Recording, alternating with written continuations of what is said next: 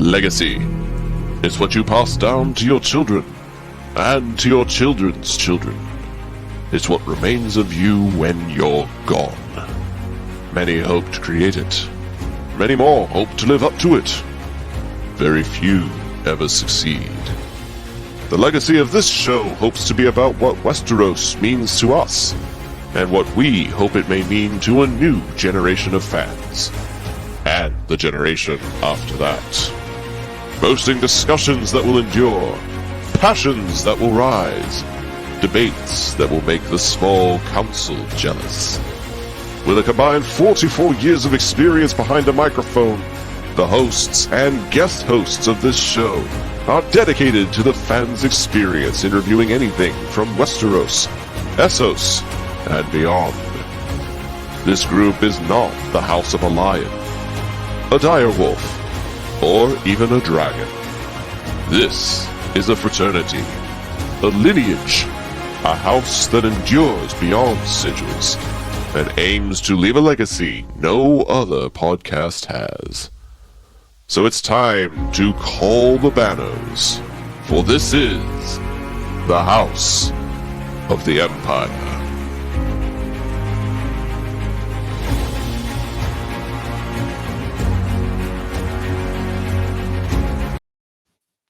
Hey everybody, how's it going? This is House of the Empire live on, well, I suppose we're not live, but we are broadcasting to the Fandom Empire YouTube channel. And before we introduce your host for this evening, I just wanted to give a shout out to the sponsor of House of the Empire moving forward over the next year, Jesse, who is promoting Months Before Forced Trauma.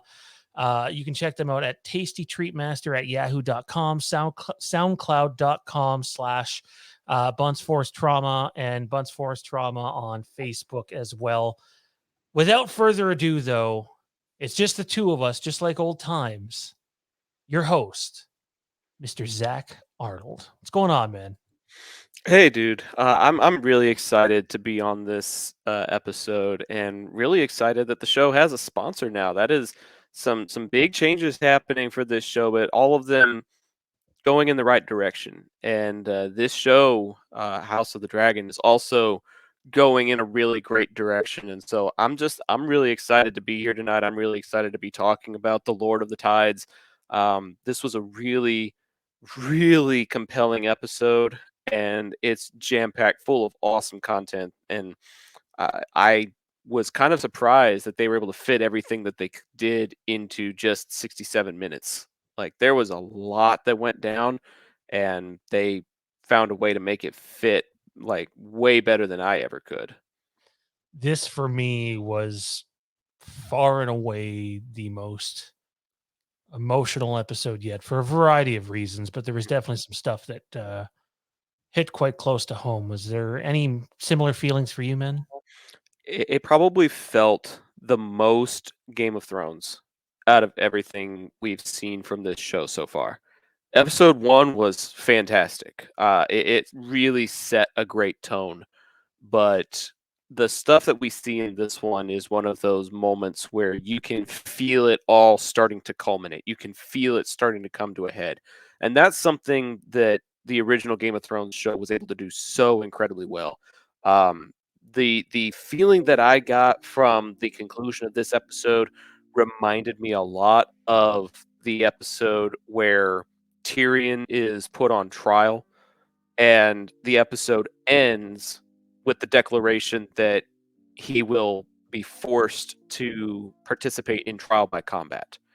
You know, we don't see the trial by combat yet, but we know all the circumstances that led up to it, and we know that the next episode is going to be full of something really, really amazing, but it also doesn't take away from how amazing the particular episode we were watching was.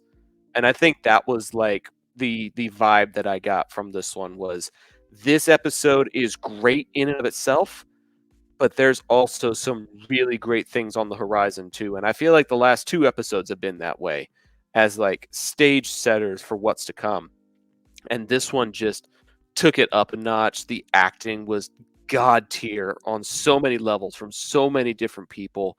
I have to tip my cap to the casting directors, to the showrunners. Like, this show, it took several episodes. I'm not gonna lie, it took several episodes to get me to this point, but I really feel like they are starting to fire on the cylinders that I felt like they were always capable of, and it makes me excited for how the rest of this season's going to play out and future seasons could play out.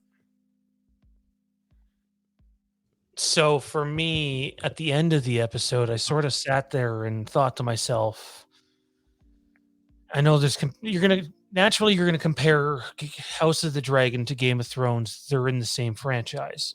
At the end of the episode, like I've seen so many comparisons, and like it's gonna be really hard for people to feel the way that they did about Game of Thrones, to feel that way about House of the Dragon. Mm-hmm. I've been pretty close, it felt like. And at the end of this episode, I felt like I truly mean this, man. You probably think I'm nuts, but I truly felt like they had gone to an emotional level that I don't know if I felt during Game of Thrones with a couple of scenes. And I'm not saying it was the best Game of Thrones episode ever. We'll get into all that later. But emotionally, at least for me personally, it hit an area, a sensitive area that had me teared up a couple of times in this episode. I'm gonna venture to guess, and I don't know how personal you actually want to get, because I know that there are certain circumstances in your life that you don't broadcast here on the channel, but everybody knows that you've got a family and you just had a little one. So that's the part that I'm going to touch on more than anything else is the family ties that get touched on in this episode, in multiple facets, is really, really compelling to me because I'm really connected to my family too. Obviously, I just got married, so I don't like have my own little family, but we're really connected with our parents, with our siblings and stuff. And so like family is really, really important to the both of us. And I know that family really comes first in your life. So I can definitely see how, the way Rhaenyra and Damon stand up for their kids and their stepkids, and the way that Allison tries to find ways to empower her kids or at least cover up the damages that they've done. Like, she's willing to go to great lengths in order to preserve her family's legacy as well. That was definitely a huge focal point on so many different fronts, was just the importance of family and the way that people go about trying to preserve it. So I'm not going to touch on the little one because that's been just a whirlwind. We're not out of the woods yet with that, but Mhm. I don't have the greatest relationship with my brother, and I have two of them, but specifically the one I grew up with, and it was a really hard scene to watch, but yet very Mhm. moving scene. Yeah. The, to me, the show stealing scene of last episode, um, with Viserys's entry, and there's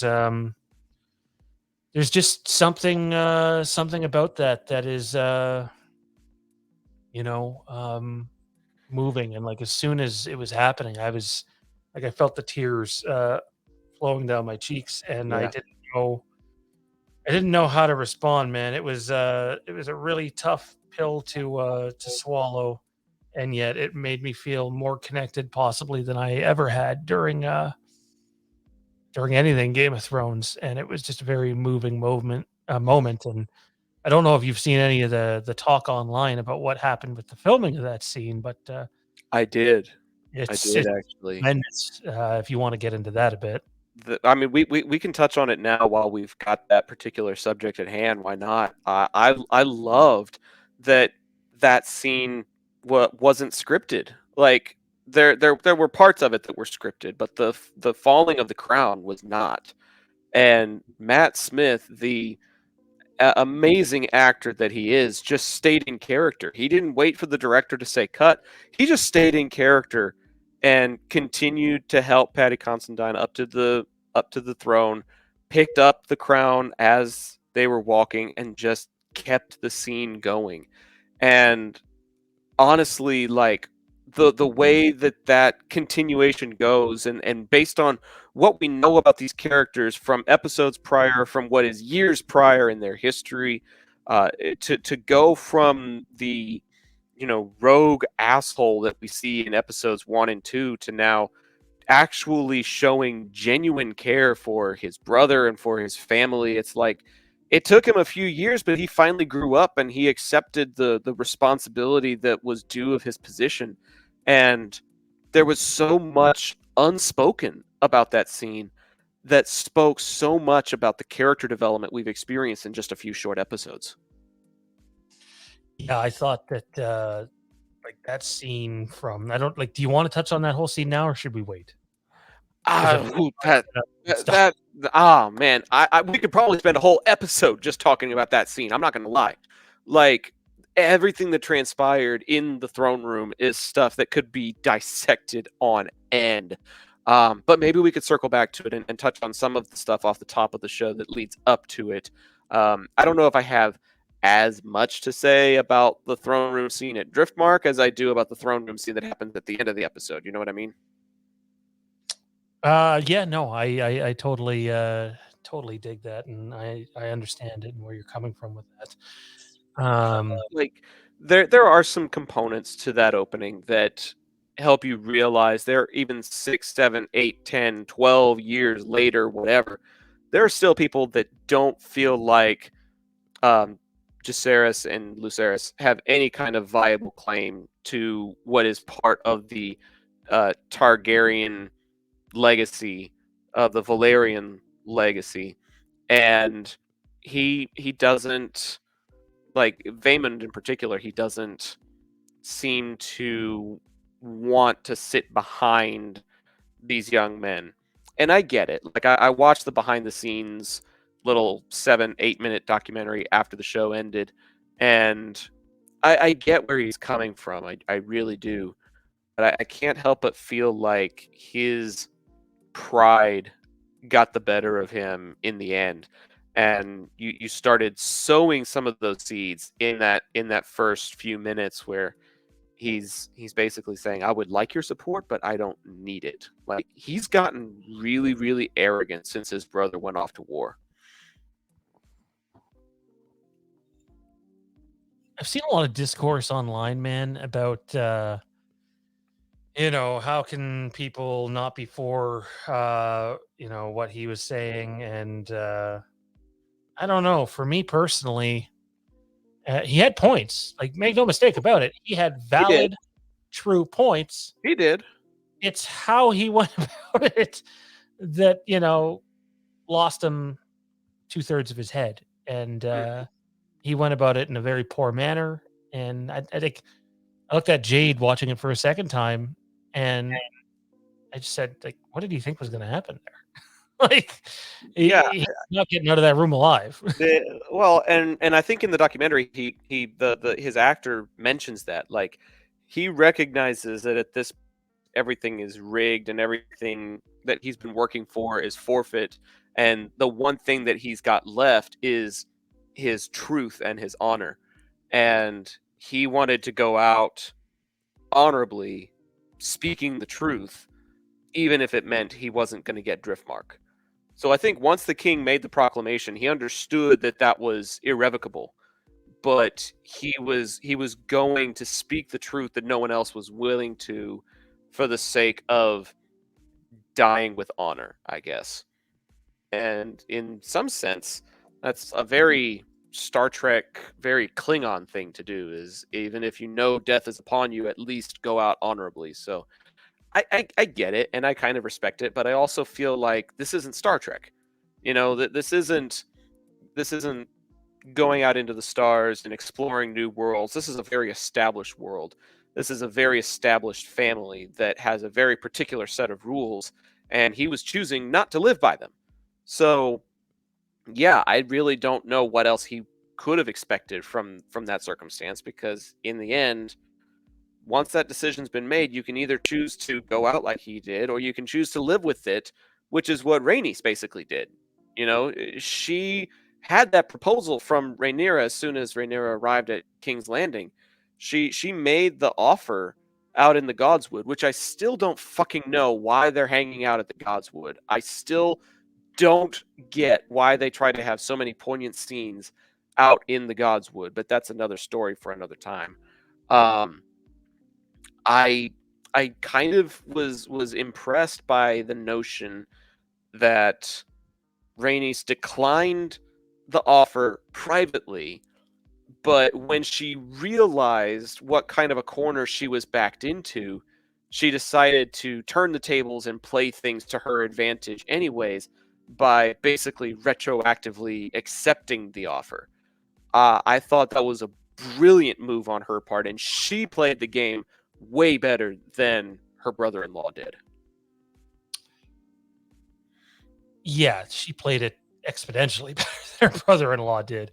And to be honest, one of the best parts about Damon's scene when he's going off is like we're seeing the looks that Allison and Otto and all that team more or less, Yep. because clearly they had a plan going into that. They Yep. make it pretty clear with the way it's shot. Yep. But they're kind of like, oh no, this guy's toast. Nope, we're not saying anything. This guy's toast. He's done. Yep. Sure enough, Yep. he was.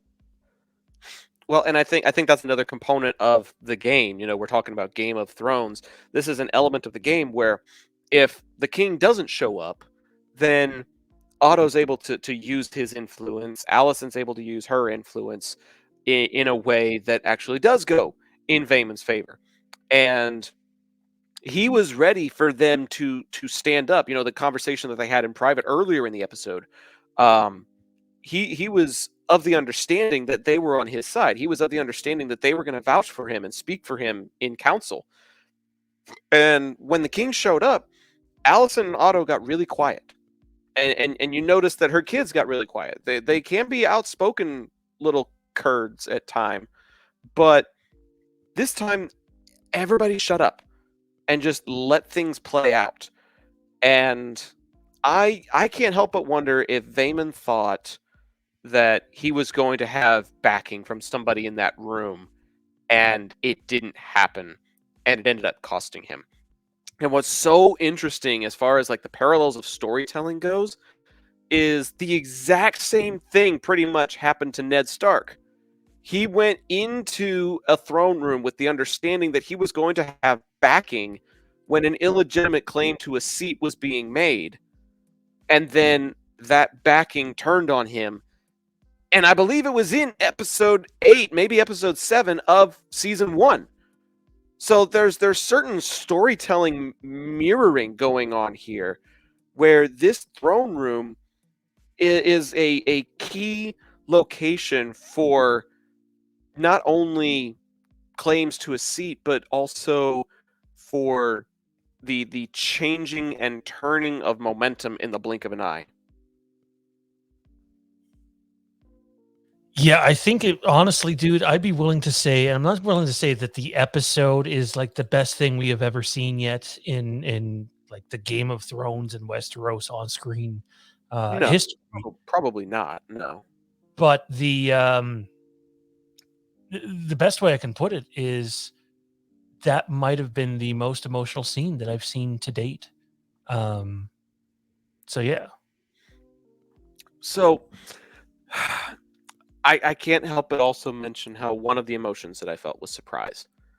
I knew that Vaemon wasn't walking out of there alive, but I did not expect what Daemon did and when he did it. Obviously, when you've got a crowd of witnesses like that, you should be able to see you should be able to see somebody unsheathing their sword and making a swing. Nobody screamed. Nobody called look out. Nobody did anything to stop it. And the camera work that they used that showed what happened to him, it was as much of a surprise to the audience as it was to Vaemon Valarian. And it's such an interesting piece of camera work and such an interesting piece of the puzzle because the silence reverberated beyond not speaking up for him, but nobody even spoke up to warn him about what was coming. And that's just it's gut-wrenching to me to think about how this man is standing up there with his life on the line, his pride on the line, and there's literally nobody, not even a Kingsguard or anybody, that is willing to defend him and preserve his life.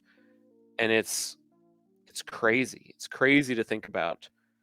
And you're right. I mean, the brothers ascending the throne was really important. The surprise twist with Vaymond was very emotional.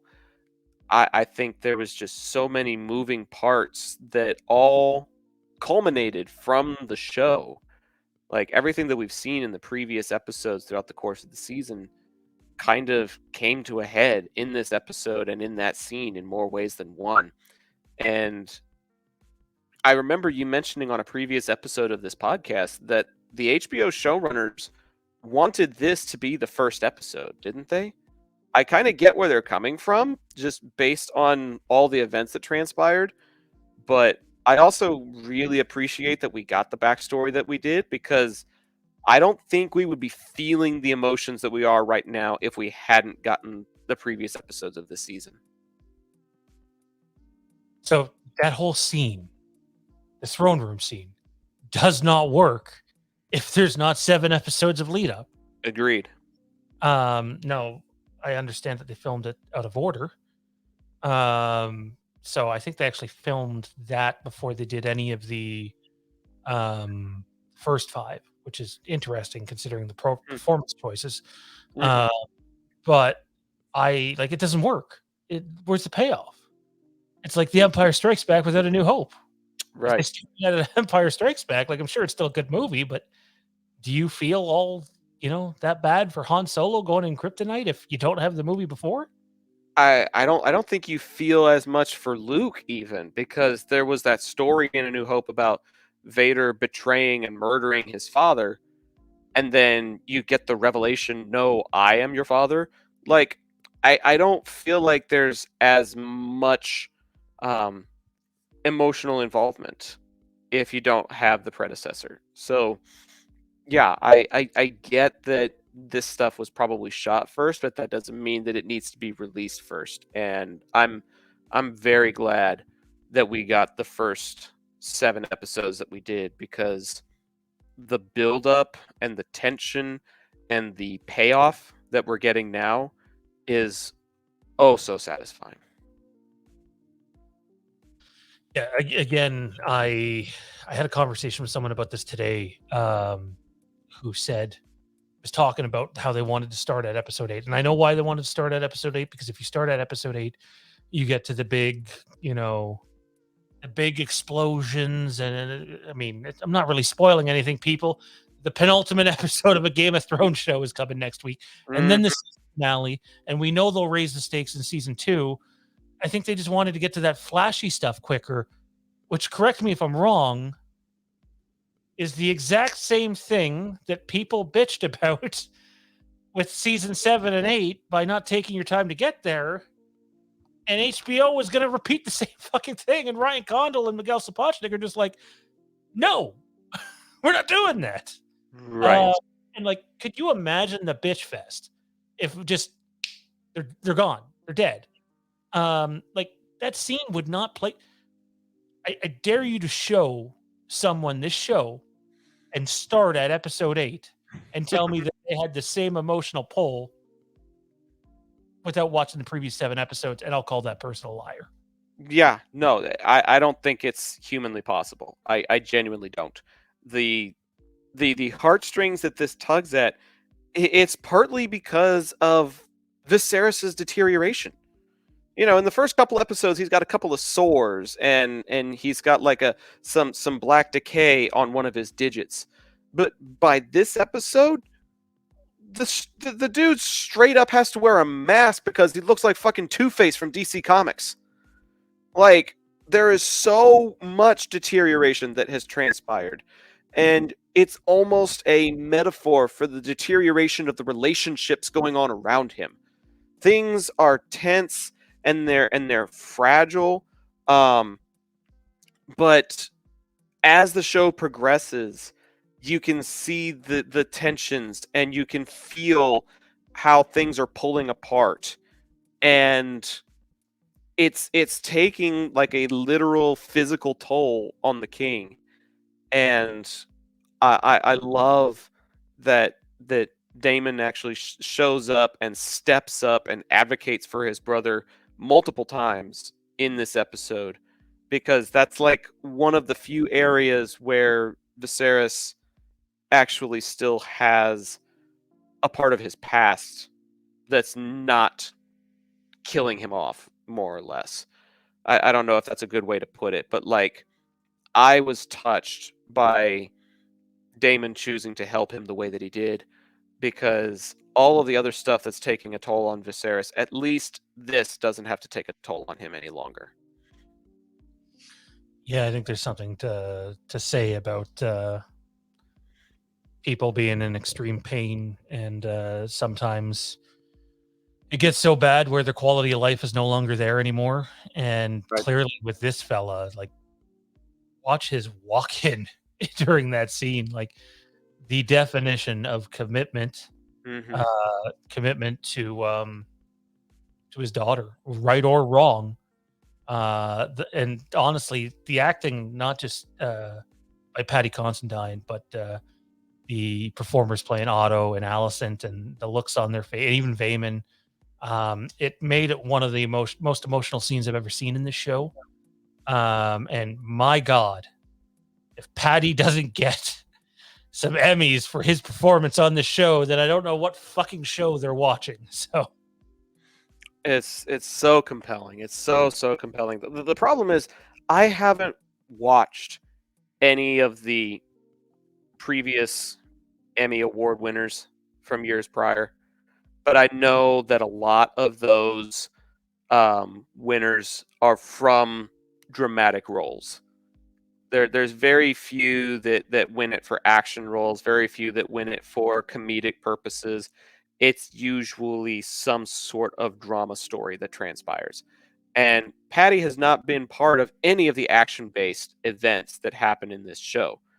And these past two episodes, I think, definitely prove his acting chops and the way that he's been able to establish relationships with everybody around him. His last ditch effort to unite the family seems to be working. And then with his literal dying breaths, he's trying to make sure that the realm is in good hands and it's secure. And I'm with you, dude. If he doesn't come away with awards, then I'm swinging my sword at somebody's head. every show. Yeah, no, it is what it is. I got to step away though for a few guys. But turns out Sir Kieran has decided to grace us with his presence. So without further ado, the man with the sword. There he is. Oh wow, literally with the sword and the muted mic. Yeah, if there's a way to kill Sean off, it's with a muted mic. You know, just to steal his thunder of constantly being muted. I sip my soda and my water quietly, and I do my best never to mute myself unless I have to cough or something, because I am like deadly paranoid that if I mute myself, I'm not gonna unmute myself in time to say something really important. So, Well, good to have you. I know that it's Thanksgiving up in Canada, so I'm thankful for this show and thankful for you guys, because if I was just up here talking out of my own ass, this would be a much shorter podcast. So let's get your initial thoughts, because Sean kind of gave some of his. I gave a few of mine off of the top of the program, but episode 8, Lord of the Tides. What are your thoughts? You know, I probably have a lot of the same thoughts as I'm assuming this is going to be quite universal opinion. Not 100%, but I loved it. It was great. It was a fantastic piece of acting by everyone involved. Great stuff. The only thing I can knock is I was a little disappointed because I felt like there was going to be some action involved. Mhm. And if you told me that this episode was going to be zero action ahead of time, well, not zero, but in a Game of Thrones scale, one guy gets his head chopped off. If you told me there was going to be zero action, I probably would have been like, fuck, I'll watch it later. But I watched it, and it was just amazing, just fantastic. Same. I echo your guys' sentiments in that Patty Constantine. Like, Sean sent a GIF right away after he watched it. The clap, the slow clap. Leo DiCaprio. Like, yeah, slow like clap. Yep. I knew what he meant. That was for Patty. I think a lot of that was for Patty. So just fantastic, amazing acting. And yeah, it was really cool because in this episode, he kind of was the glue of the family again, but you could see the cracks happening. And yeah, I do believe that him being so close to death and it was kind of like a metaphor for, he's just barely holding his body together. And that's, when the glue's gone, that family's going to break. It's obviously slipping through his fingers, and they tried their best to settle down while grandsire was there at the table. But as soon as he was gone, it was done. It didn't matter. It was Right. fell apart. And yeah, fantastic episode. I know you guys were talking about not so much about the dinner yet, but you were talking about the throne room scene. Mm-hmm. Yeah, him walking down, it was a big surprise. I didn't think that was going to happen, not knowing any of the source material, and having him come back and speak on behalf of his daughter, who was going to lose that appeal if it wasn't. I feel like the deck was stacked against them, and they pulled out a win, and that's how great. That's how great entertainment is across the board. Whether you're talking about movies, TV shows, wrestling, sports, anything, you're feeling like that defeat is coming, and you slip through the fingers and you pull out a victory, and that's drama at its best. So that was really a fantastic scene, and yeah, great across the board. Loved it. Loved the episode. And I'm ready to break down the rest of the episode with you guys. I muted myself because I got laundry going on the back here because I was severely behind on my house chores today, but I'm able to wrangle up some minutes for you guys today. Well, it's appreciated, and the dinner scene is one of our next topics of conversation because I didn't want to get to it without Sean. I knew that was something that he really, really wanted to talk about, so I wasn't gonna move forward till he got back. But it looks like maybe he's back, if not temporarily, for the rest of the show. What are we looking at, bud? It depends how many times people want to decide that lighting fireworks off in our driveway is probably a bad idea with how many houses are there. So we'll see. Anyways, about the source material, Kieran brought it up. In the source material, the whole reason for the dinner is because Viserys actually recovers. He has like newfound life, basically, and they're celebrating his newfound life.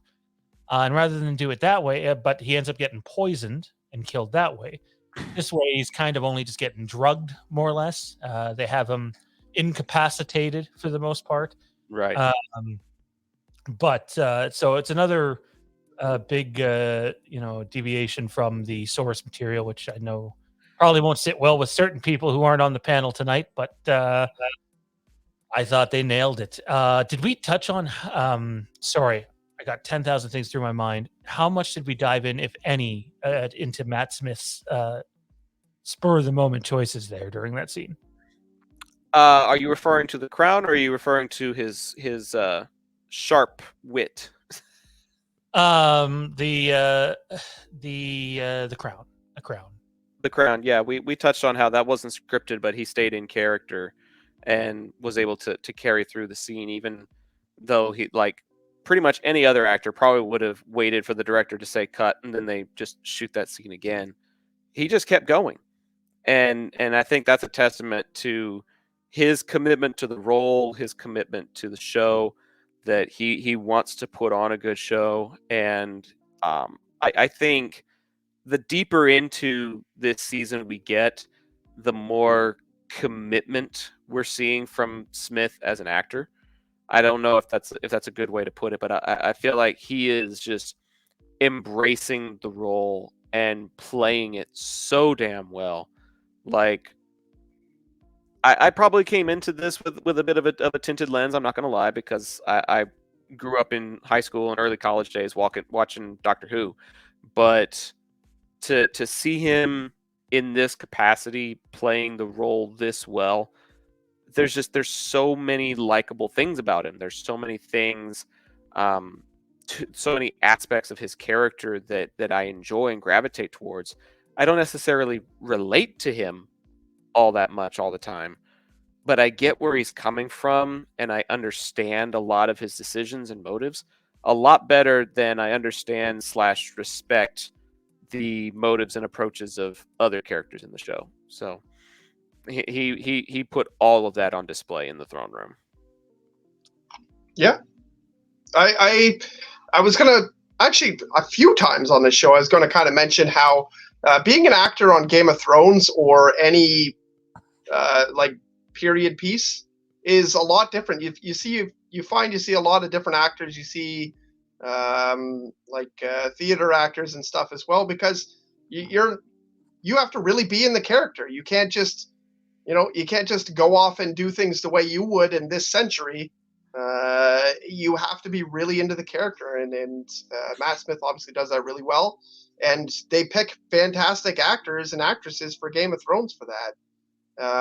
A lot of times, if you watch other period pieces where other things that take place not in our current day, like you'll find actors who are even sometimes terrific actors and actresses who just cannot not be something modern, and not be a modern character. And for Matt Smith to be this far in character, and just he really is the character. Like we've been talking about it. We've been talking about Patty and Matt Smith over and over again, and how great they are in their roles, because they really are the characters. Like you feel like they could do anything on a whim as these characters. So one other actor that I want to give some credit to is Ewan Mitchell, the young man who's playing Aemond. The scenes that we get with him, whether he is sparring out in the courtyard or whether he's at dinner, I feel like he's about to become another one of those charismatic characters that people gravitate towards. Just by the way that he carries himself, the way that he speaks to others, the boldness that he carries himself with, the look that transpires between him and Matt Smith, just behind the dinner table. There's so much energy coming from him that I feel like he is really, really fitting into this show well. There are a few people here and there that I think, oh, they're just actors, they're just playing the role. But so far, Ewan Mitchell is making me believe that he really is one-eyed Aemon. And I'm really looking forward to seeing what he can do for the remainder of this season and whatever seasons lie beyond. We talk about Emma Darcy a lot. We talk about Patty Considine a lot, Rhys Ifans, Matt Smith, but there are some I wouldn't call them supporting actors, but there's some co-stars that deserve some credit as well. And Mitchell has really shown his stuff as of late. They went into this episode with a clear intent of, we need to establish this guy as not just a bad dude, but almost I'm not saying the characters are like an attitude, but like Ramsay from Game of Thrones. Like, you knew not to fuck with him because it was probably going to end badly for you one way or another. And we see him take out Cole in that battle early. And then even when his cousin, gives him a pretty good hook there, it's almost like this Terminator, Dragon Ball Z like flinch when a character takes the punch, but it's just like, that was literally nothing. You did nothing to me. And that's the way they sold it in that scene. before him and Damon stare down. So they definitely had an intent to make his character a force to be reckoned with. And then to know that this is the guy on the back of Vagar now. Yeah. Eeh. Yeah. He's a very intense individual. That character. That I've seen some very competitive death stares before in my martial arts life, and that's what they look like. Like there's some people you don't want to mess with, and they have a stare to them. They have a look in their eye, and you're like, you know right away, like this is going to be rough. This is not going to be fun. And he did it really well, really fantastically. Like, yeah, really stepped up. And sometimes all it takes for you to understand a character is going to be important is that aura that's around them, and just like I said when about earlier about Laris, when we saw him, you were like, there's something interesting about this guy, and then boom, next episode he was like, I'm a fucking bad guy, like scary. So yeah, no, agreed. They've increased the amount of interesting characters like by quite a bit in the last 3 episodes. Of the current line. Well, I can't even call them the current timeline episodes because the kids got older again. But timeline keeps progressing. However, all sources and all points seem to indicate that this is our last time jump. We're not fast forwarding 10 years. We're not fast forwarding 6 years. We're not doing 6 months, whatever. From here on out, more or less, it's going to be a pretty linear progression, which to me is exciting because the payoff that we have been hoping for over half a season seems to have finally arrived. And like you alluded to a little while ago, Sean, the penultimate episode of a Game of Thrones season is upon us next week. And that's when episodes like Blackwater tend to happen. The really big, well-produced episodes that give us something really big, really poignant, really important right before we deal with the aftermath in the final episode. And I am stoked based on what's happened in 7 and 8. The Green Council and the Black Queen are probably going to be 2 of the best episodes that we're going to have all season. And based on how this one played out, I mean, Sean was talking about the emotion, but I'm also thinking about the writing. I'm thinking about the production value, the surprise element. This could be one of the best written, if not period, one of the better episodes from Westeros that we've ever gotten. I don't know if you guys have seen the preview for the next episode, but if you have,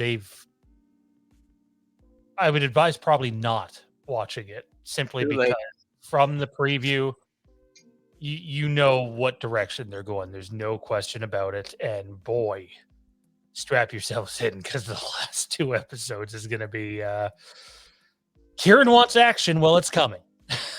It's very imminent.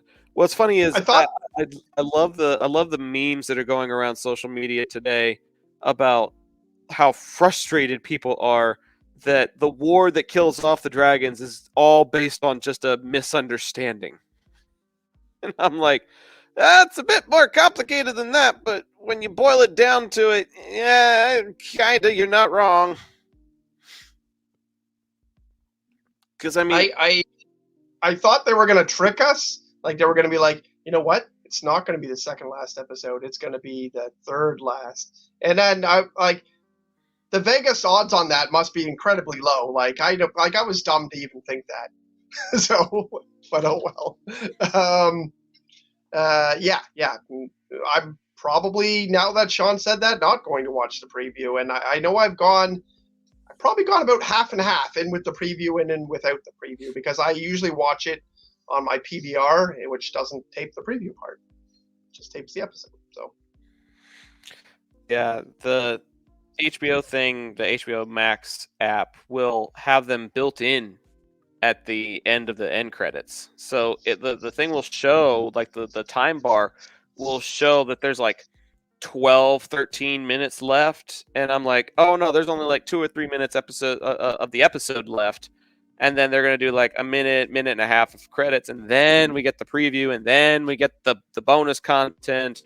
It can be a little deceiving at times, but no, I saw it, and I'm here for it. I'm excited because it's very much going to be the greens versus the blacks, which is what we've all kind of come to expect over the last few episodes. But the way that they're doing it is what's really, really interesting, because I know we haven't touched a whole lot on the dinner sequence. We probably can for the next couple of minutes, but the very last scene with Viserys and Alicent, definitely something we need to touch on before we go to our hero of the episode and our final rankings. But Kieran, what was, or if there was something, what was like one of your favorite sequences from the dinner scene? What was something from that scene that stood out to you as like an important part of the scene and an important part of the episode? If you would unmute yourself. God damn, I'm worse than the guy below me. If I had to point to one thing, the kind of monologue that happens where he takes off the mask, I thought was really important, because it was a really, like, he was basically saying in that sequence to me, like, this is like, I want you guys to gather together, even though you guys are all arguing, and I know there's lots of squabbles. Like, before I die, I would like to see a family dinner with us, all having fun. You know, like, you can put aside our differences. I don't think he's delusional enough to think that he was just going to say stop and they're going to actually stop fighting amongst each other. By now, he's figured it out. And I feel like it was almost like a Christmas scene where, you know, sometimes in my family, sometimes we have our differences. I think pretty much everyone's family does. But you show up at Christmas and you just, you know what? Who cares that this person owes you the money for that stupid thing and this blah, blah, blah. We're going to get together and we're going to have a good time. And I feel like that was him saying, like, let me have this one thing before I die. And it was really, I don't know, I thought it was just the moment when he looks around and he sees people laughing, people dancing, people chuckling. Even the kids are kind of being dicks to each other, but it's the kids doing that. The adults are, you know, getting along and laughing and making merry, or whatever you want to say. I enjoyed that part until obviously it fell apart again. Anyways, I thought that was the thing that stuck with me, even though there were some heavier plot points going on. I mean, I'm gonna miss that damn king. I found one of his quotes from that speech, that monologue you're talking about. I love how he says, "The crown cannot stay strong if the house of the dragon remains divided. Set aside your grievances, if not for the sake of the crown, then for the sake of this old man who loves you all so dearly." Viserys deserved better than the sneaky, lying, underhanded, selfish, gutless, heartless sons of bitches that he called family. It's pretty bad when Damon's one of the better ones. I was trying to go for like a Christmas Vacation monologue, but I run out of adjectives, so whatever. You were supposed to say dickless, helpless, heartless. Bug-eyed, four-fleshing sack of monkey shit they are. Hallelujah. Where's the Tylenol? I love that scene. I love that the way they did the camera work allowed everybody to hold up pieces of paper, and he would just look at each one of his co-stars and just read one of the adjectives that they're holding up to him. So, like, when he keeps moving his head around, he's just moving his head around so that he can come up with read new adjectives for him to call out. But my point still stands. Viserys deserve fucking better. As have many. I was gonna say Lord of the Rings. As have many Game of Wrong Thrones podcast. Lord of the Rings, actually, a lot of those characters get what they deserve. But anyway, House of the Dragon, Game of Thrones characters don't get what they deserve, which is a big part of why I love this show. You know, you think a lot of times you're like, oh, this person's going to end up with this person, and they're going to go off and be happily ever after, and you're like, because that's how stories go. Like, I know, I read them when I was a kid, and then you're like, no, that guy actually fucking dies. Like, not even in a good way, not even defending his person that he loves. Like, just he was on the shitter and he just fucking got shot with arrows. Like, anticlimactic entirely. You know, so that's one of the things that makes this show so great, is that a character steps in and says, you know what, I got power, and then they get their head chopped off, and you're like, what? Oh, that's not how it goes in Disney World, you know. So Man, if there was like a Westeros world, I would be so going there. Oh man, imagine like a recreation of the throne room where you could go and like take pictures and like read plaques that are like historically based on content from the books, and it's like you're walking through an old castle like in some piece of history, but all of the information that you're reading is stuff that's based on the books. Oh, I've spent so much time there. that would Sean, be pretty awesome. I'm sure all of us would find that very awesome. It I would have a be. theory for you guys, and I don't know if it's right, so it might not line up with the source material. But early in that episode, we basically start with Damon, and he says that Cyrax has 3 eggs. My belief is that those 3 eggs may end up turning out to be Daenerys's 3 eggs, because they do have to come from that time. And I think that would be a really, really fucking badass tie-in. They do come from that time. I don't think it's from Cyrax though, but the show changes stuff, and I have a hunch that's maybe where they're going with this. I'd almost forgotten the egg sequence because there's so many other things about this episode that took my attention away from it. But it's very possible because like we've been harping on since the season started, a lot of the information from the quote unquote source material is from unreliable sources. So it's entirely possible. But Sean, I wanted to ask you before we moved on to the final scene, what element from the dinner sequence was most poignant to you? Kieran touched on the king's monologue. Was there something else, or was it that part for you as well?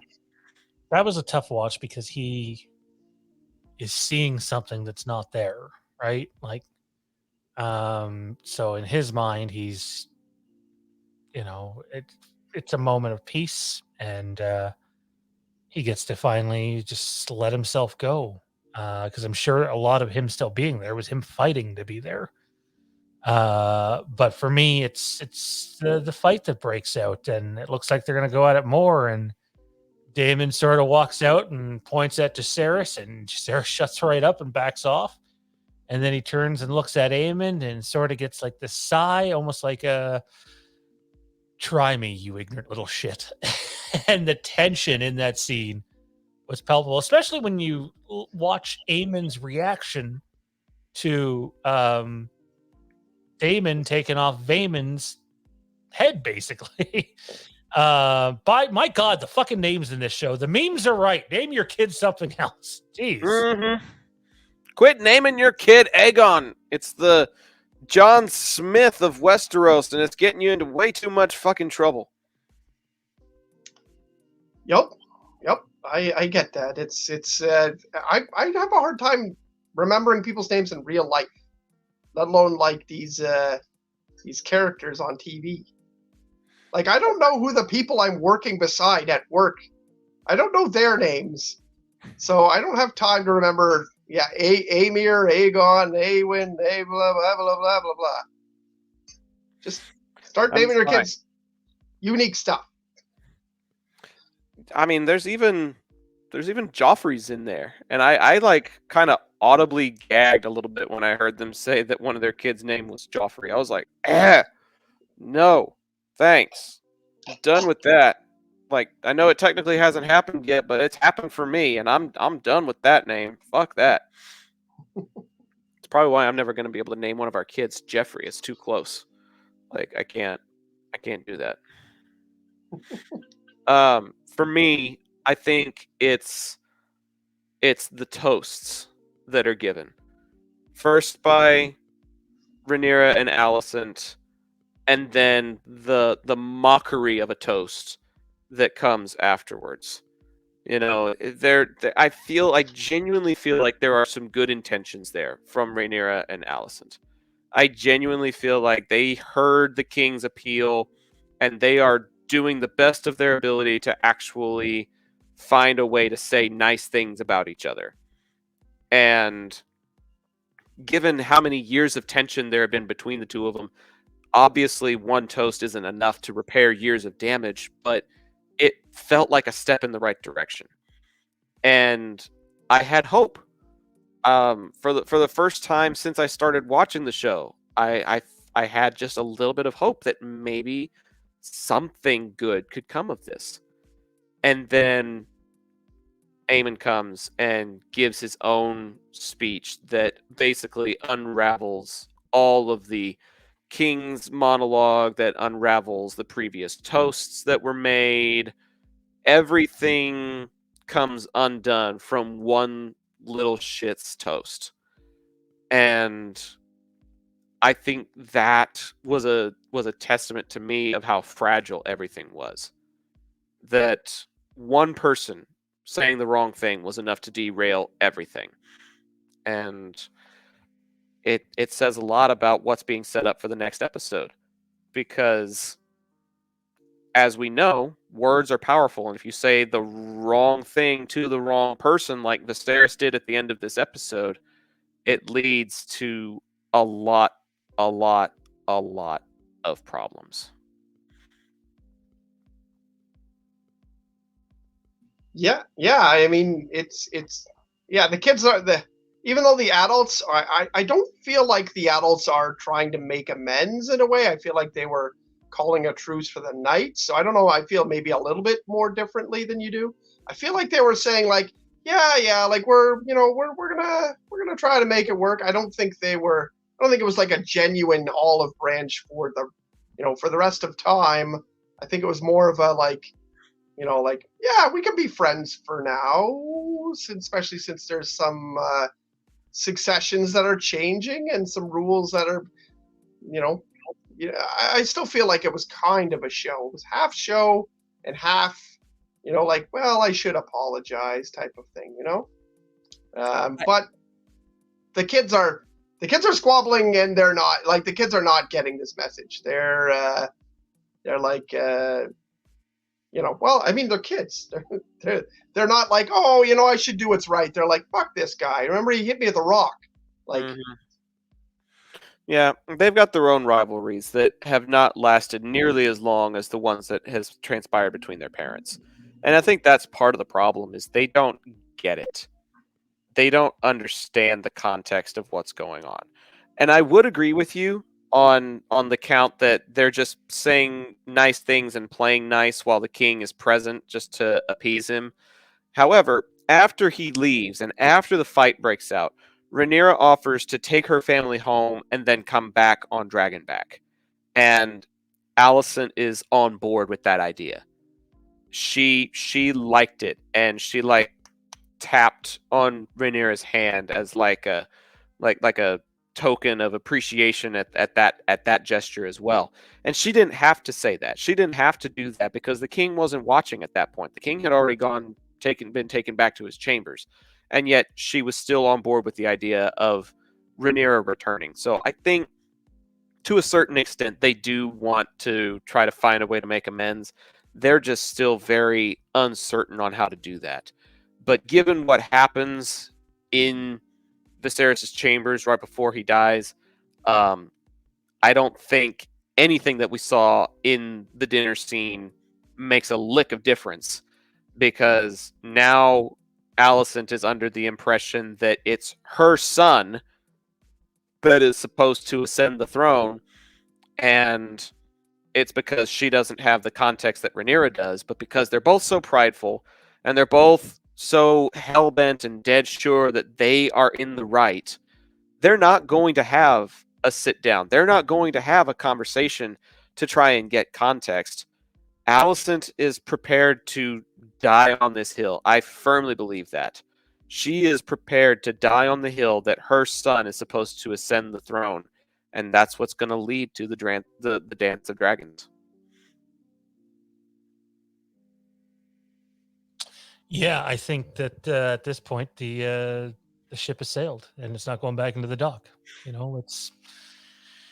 We're here for all the chaos. This is the Dance of Dragons. This is the Greens versus the Blacks. We're gonna have to wait and see how it plays out. I didn't know any of that stuff happened with Corlys. I mean, obviously they didn't kill him off, so I'm assuming we see him again. I'm assuming he has a role to play. But I'm really, really happy with where this show's at, guys. Like, for me, you guys probably think you might think I'm nuts, but like for me, I'm not going to compare it to Game of Thrones season 1 because it's not fair. The budget and the resources are not anywhere close to being the same. But this show at this point has me almost as equally invested. And I think that's saying something.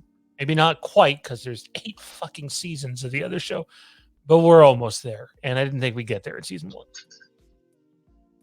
I thought you were going to go somewhere else to that. So,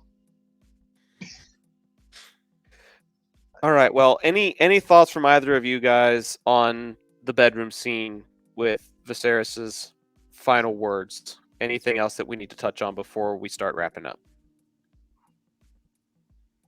I like that it dueled with the other scene where Rhaenyra was, visiting him in the middle of the night to, ask him to defend her. But it was interesting that they both. Obviously, Alicent doesn't have to sneak into his room or anything. But I thought that it was interesting that they both got that moment, and they both have a different thought on what King Viserys's actions or will would be. And this, it ends up being once again very really realistic, where someone's going to die, and the interpretation of his will is going to be interpreted in different ways. Some being very selfish interpretations, and some maybe being just actually thinking that that's what it is. So it'll be interesting when that chair's empty. It's going to be really interesting to see how quickly everybody jumps at it. Sean? I don't have that scene didn't hit for me the way the rest of the episode did, other than it was unfortunate. It was unfortunate, sorry, that's sort of what leads to the Dance of Dragons, a complete misunderstanding and communication. And most people think that that's the breakdown of society in general is miscommunication. So it is kind of fitting that the parallel that they're drawing there. But at the end, I sort of just took it as he was passing into the afterlife, whatever that consists of in Game of Thrones. Jon Snow says nothing, and he was being greeted by the love of his life, it sounded like, with the last words we hear as the screen's already black. So, Yep. No, I really enjoyed, like Kieran mentioned, the dual nature of him trying to continue a conversation, and when Rhaenyra comes to visit, he mistakes her for Alicent, and when Alicent comes to visit, he mistakes her for Rhaenyra.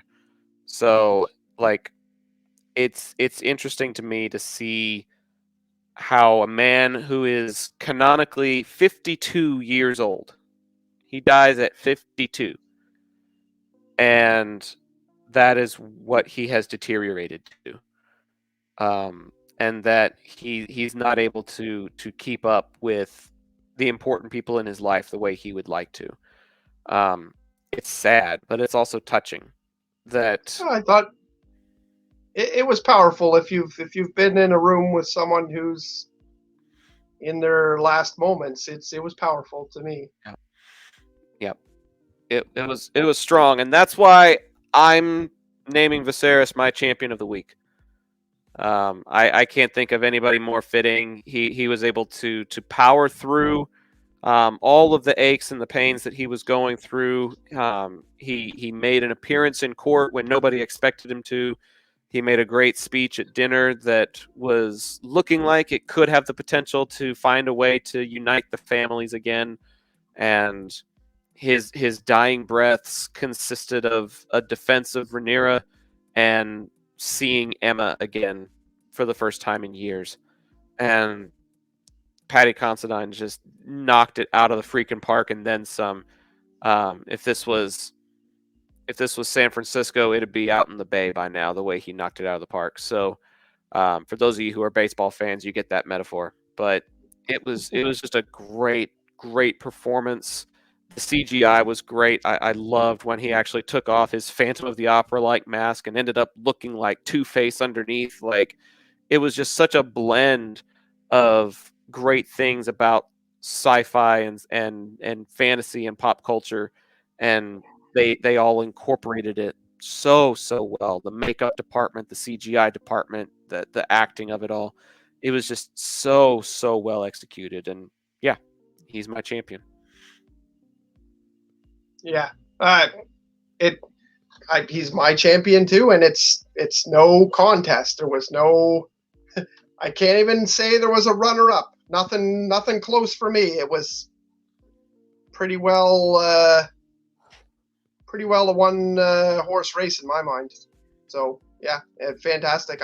For all the reasons we've said, I can't really filibuster anymore. He did it. Yeah, anything short of him winning an Emmy is going to be insanity. He's my champion by a country mile. I think it's the second time I've had him this season. But this one, like, this was his shining moment, if you will, even though the character is quite literally falling to pieces. You could not have asked for a better performance or a better ending arc of the character. And earlier this season, I made the comparison that I think we were like 3 episodes in, that Patty and Viserys was doing more for me just in terms of being connected to the character than Mark Addy did as Robert, simply because of screen time. You know, Game of Thrones had significantly more characters involved that they had to share the screen time with, and there's still an ensemble here, but it's not quite as big. And so he's had more time to shine or fall apart, depending on how you look at it. But like, again, Mark Addy was great as Robert. Patty Considine as Viserys it's not even close. He's far and away has a bigger impact on the show, in my opinion. Okay. Well, only other order of business then is to give our scores out of 10 for this episode.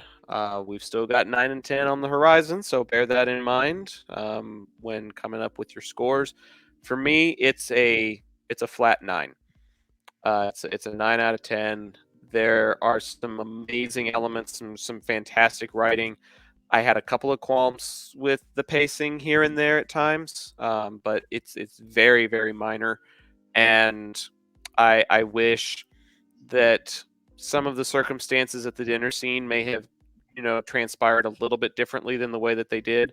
I fully expected somebody to die during one of the toasts. I thought one of the drinks would be poisoned, and none of them were. So it didn't have quite the Game of Thronesian twists that I've grown accustomed to, but it didn't mean that the scene or the episode sucked. It's just I wish that they had done things a little bit differently, but still one of the best episodes of the season. I think I gave like a 9.3 to Driftmark last week. This one's just a flat 9, but these are easily the 2 best episodes of the season. But I'm also trying to weather my expectations as we get ready for the penultimate and the finale in the next couple of weeks. Yeah. This is hard. I don't normally do 9 point something, but I know it's a 9. I don't know if it's a 9.5. You know what? I'm going to dip into the bag. Yeah, it's 9.5 for me. I don't understand without a big battle, and big battles can't be the only reason why something gets a 9.5. It was emotional. It was great. It progressed a lot of storylines. Great. Like, I feel like even with a big, giant, crazy battle, I feel like this is going to be the episode of the season for me. So 9.5. There you go. It's gonna get a 9.5 for me too. It's one of the best Game of Thrones episodes I've ever seen. I'm not gonna say it's top 5. I don't know if I'd say it's top 10 either. It's probably up there. But the last 2 episodes, my God, has this show taken off on a rocket. Well, I want to give one more shout out this evening. I forgot that I had this tab open, and I'm gonna give it while I still got the chance. Geeta Patel was the director for this episode, and she's the one who made all of this come together the way that it did. Obviously, Sapochnik was probably on hand. Condal was probably on hand. GRRM was probably on hand. But as far as being able to execute as gut wrenching of an episode as what we got, and this being her first episode of House of the Dragon, a lot of pressure, and I would say she met and then exceeded whatever expectations people may have had for her and for this episode.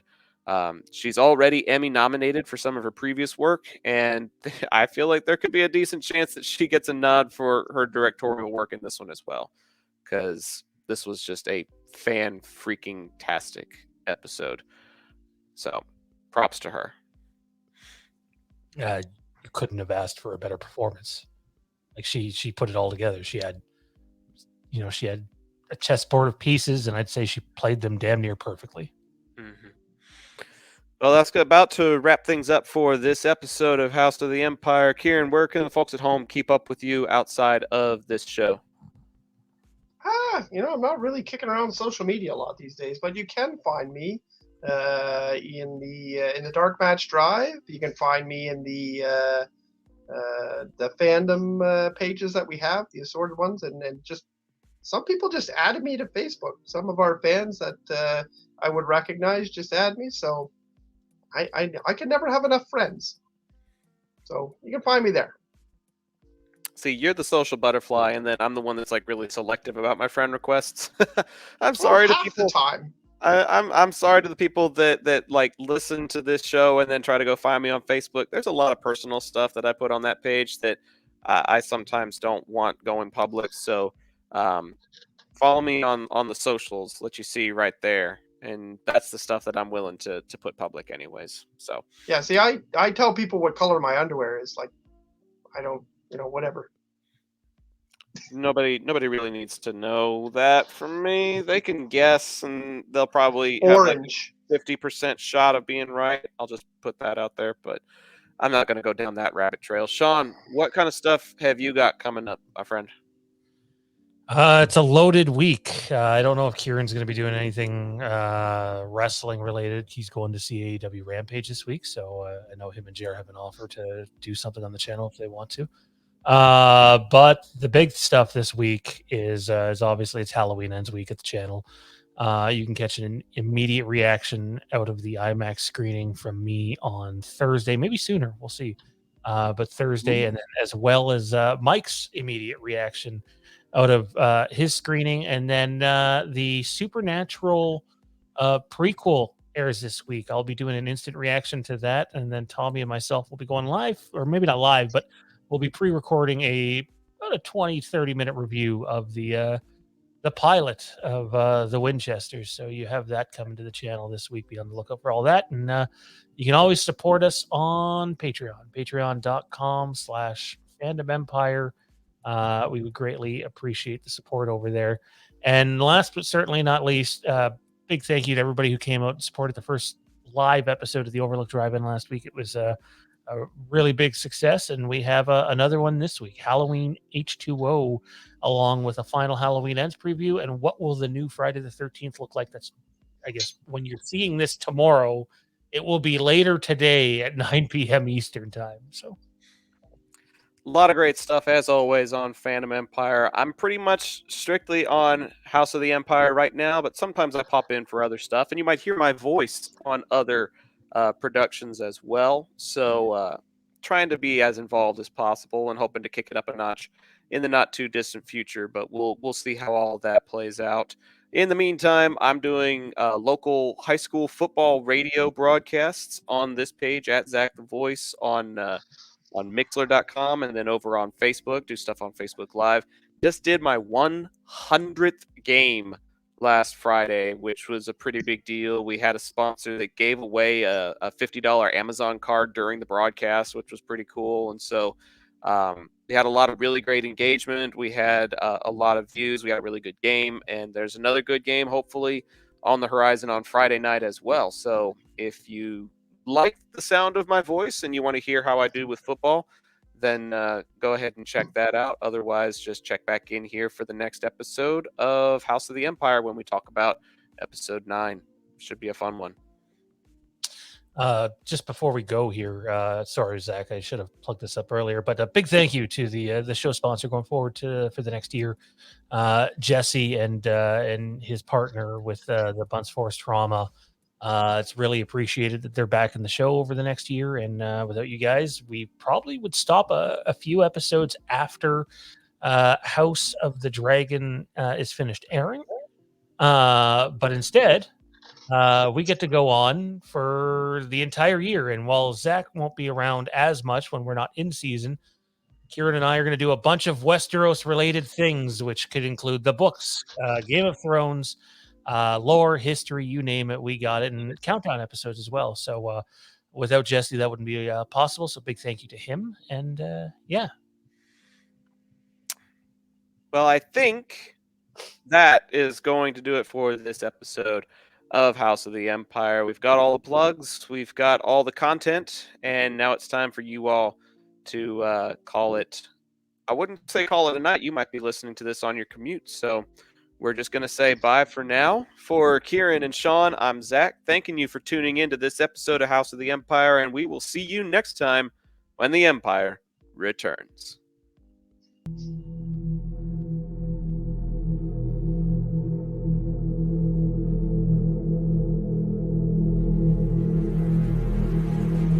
Legacy. It's what you pass down to your children and to your children's children. It's what remains of you when you're gone. Many hope to create it. Many more hope to live up to it. Very few ever succeed. The legacy of this show hopes to be about what Westeros means to us, and what we hope it may mean to a new generation of fans, and the generation after that. Boasting discussions that will endure, passions that will rise, debates that will make the small council jealous.